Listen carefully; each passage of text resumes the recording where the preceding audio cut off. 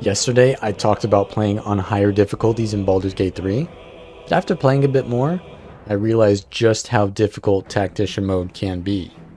Some of the mobs have different effects, like they'll explode on death, they have new spells, and most mobs have the ability to reveal invisible allies, which really prevents the cheese invisible strats that you would see in Divinity Original Sin 2, where you would use a bunch of powerful spells at the start, go invisible, then the enemy's like, where'd he go?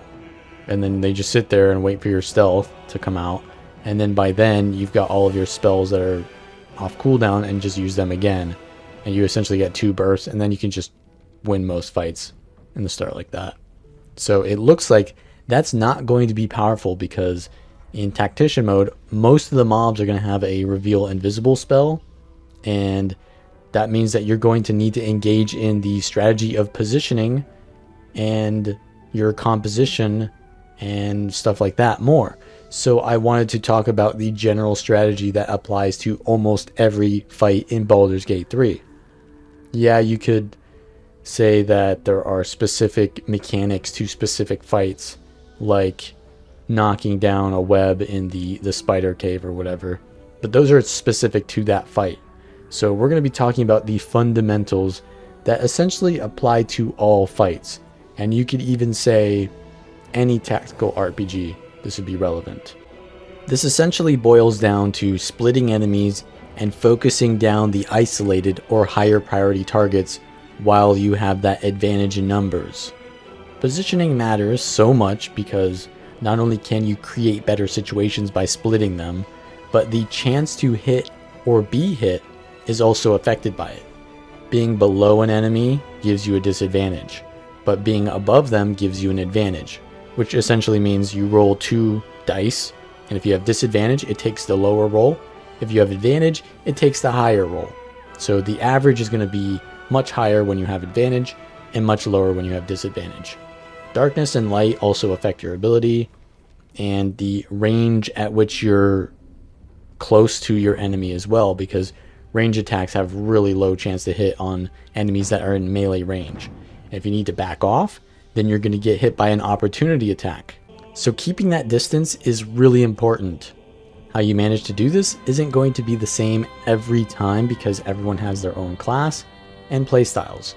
The first way we're going to talk about this is through pushing enemies. So the cantrip Eldritch Blast, warlocks can specialize that to push enemies away.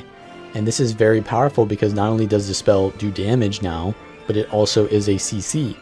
And when you push an enemy away, sure, there's the potential to knock someone off of a ledge and then they take fall damage. That's of course always good. But even more so than that, there is a limited amount of movement every turn each character gets.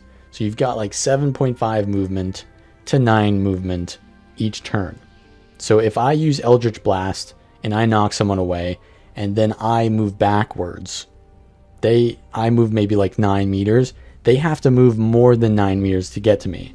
And if they can't move 9 meters to get in melee range, then they're going to use their action point to dash, which means they can't attack. So they can get next to me and they won't be able to do anything afterwards.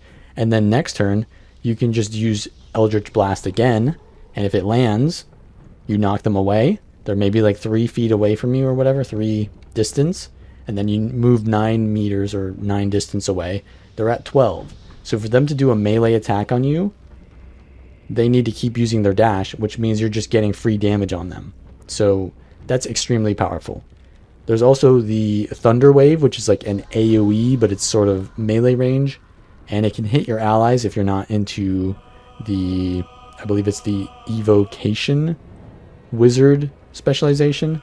So you got to be careful with that. But the AoE of knocking people back is of course very good because it has that same effect of pushing people back.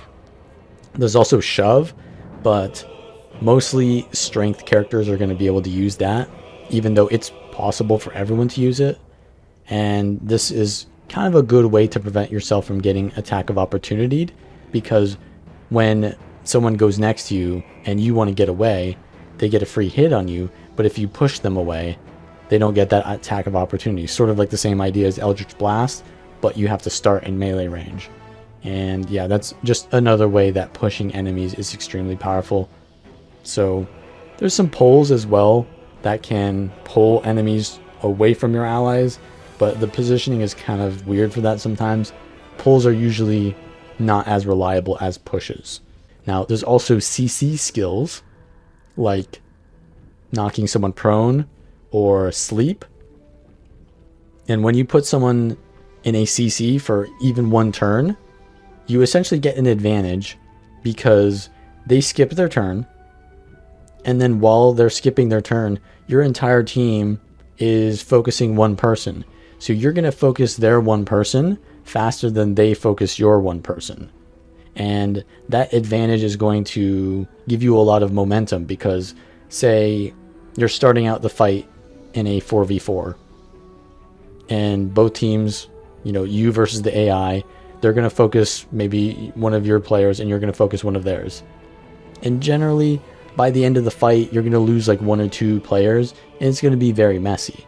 But if you take out one of theirs with a sleep and then it's a 4v3, it's very easy to take out that one of the third players. And then it's going to be a 4v3 again because the person who's sleeping gets up. But then it's a 4v3 because you focus one of the three down. And then it just makes the advantage even more momentous. So that's why CC skills are so good if you can get them off conveniently. Now there's also terrain, which is a little bit more of a higher idea strategy. So everyone knows about choke points. You lure enemies through a choke point. It makes them have less control over their positioning. They often can be forced to run through fire or through your Cloud of Daggers abilities. But also, terrain can be used a little bit more strategically. So, say for example there's a tree or a wall, and you're very safe behind that wall, but line of sight is important to your abilities. So you can't attack them, they can't attack you. But if you just move slightly away from that wall or that tree, then you can shoot them with your bow or whatever. And then because it only takes a little bit to move out, you can move back behind that tree or whatever right after you use your attack. So you essentially weave in and out behind line of sight, and that makes it so that the enemy cannot hit you unless they move all the way to right next to your line of sight spot. And essentially this means that when you have your back lines constantly weaving in and out, enemies will generally decide that it's not worth it to go for that character, and they'll attack your tanks usually. So that's a really important way to kind of like min-max your movement around terrain. And then you've got kiting. So everyone has similar amounts of movement, as I said, and when you have more movement than the enemy, then it's sort of like the same idea as pushing enemies away, because you're creating more distance than they can create each turn. And therefore, the order in which you attack is also really important, because if you move away too far, then you have less of a chance to hit if it's out of range of the kind of like the sweet spot.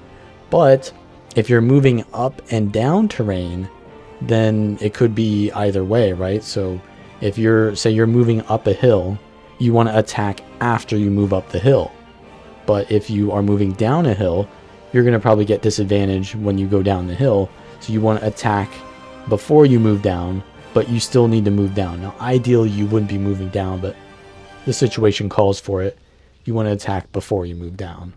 So yeah, the order in which you attack, and also getting higher amounts of movement speed is just really good. This is why wood elves are, in my opinion, very powerful, because they have the highest movement speed. So if a melee character is trying to attack you, you move away from them more than they can move towards you each turn. Now obviously they can use that dash, but then they're not using their action, and therefore you are getting an advantage on them.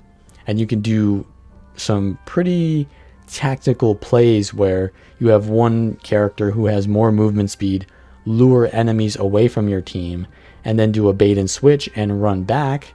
Say if you're like a thief rogue, you have 2 dashes or you could get 3 dashes, right? Because you have 2 bonus actions, 1 action, all of them can be used for a dash.